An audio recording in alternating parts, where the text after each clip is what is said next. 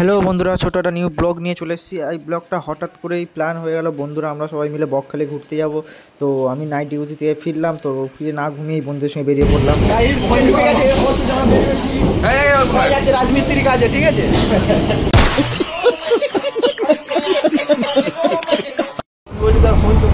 দেখো guys, Bappa mouse দিয়ে phone use করছে। বেচারা গার্লফ্রেন্ডটা মানে মমতা দিদির 10,000 টাকা পেলো না বলে ফোনটা কিনতে পারলো না, গার্লফ্রেন্ডের টাকাটা নিয়ে।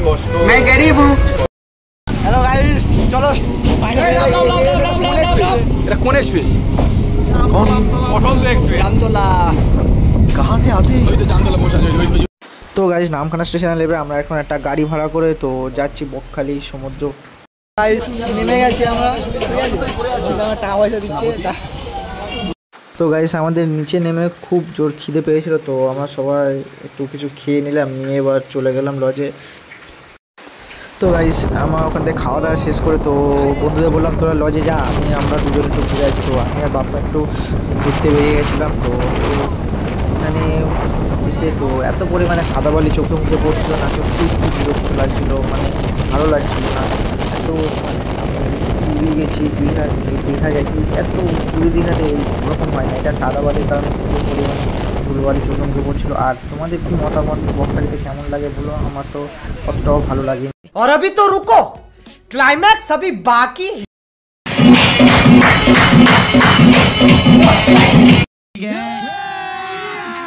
अभी मजा आएगा ना भिड़ो।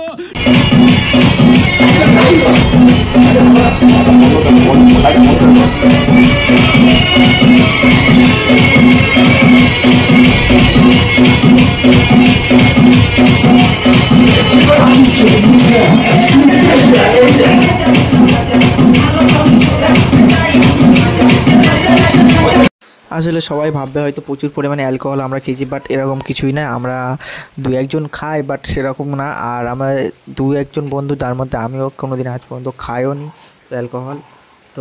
তো আসলে কথা এটাই যে যখন বন্ধুরা একজন হয় না, তখন কোনো অ্যালকোহলের নেশার প্রয়োজন হয় না, তখন নেশা নিজের মধ্যে তৈরি হয় একটা এনজয়মেন্টের। তো এটা থাকে। তারপর এই ফুচকেটার সঙ্গে মানে একটা কুচ্ছানা এলো থেকে আমার পিছু পিছু ঘুরছিল, তো এর সঙ্গে একটু খেলা করছিলাম। তো ওর সঙ্গে খেলা করতে করতে এর একটা ভাই কি বোন জানি না চলে এলো।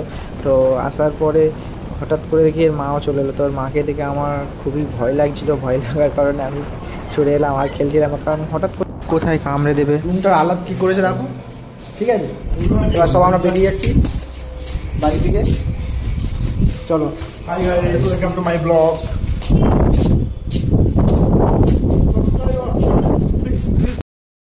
চলো গাইস, তো আমরা এখন বেরিয়ে পড়েছি। তো বাড়ি থেকে যাবো এবার, এখান থেকে গাড়ি ধরবো। কবে আসছে? নামখানা স্টেশন যাবো। ব্লগটা করে আসবে কিছুদিন পর, টাইমটা তো আমি কম পাই। সেনাপতি যাবো। বেরিয়ে পড়েছি। তো এখান থেকে অটো স্ট্যান্ডে থেকে অটো বা কিছু ধরবো, ধরে আমরা স্টেশনে যাবো। এই যে নামখানা স্টেশনে আমরা চলে এসেছি। তো এবার আমরা ট্রেন ধরে এখান থেকে সোজা বাড়িতে চলে আসবো। তো দেখা হবে নেক্সট ভিডিওতে। তো আপনাদের সহযোগিতায় আমি উৎসাহ নতুন নতুন ভিডিও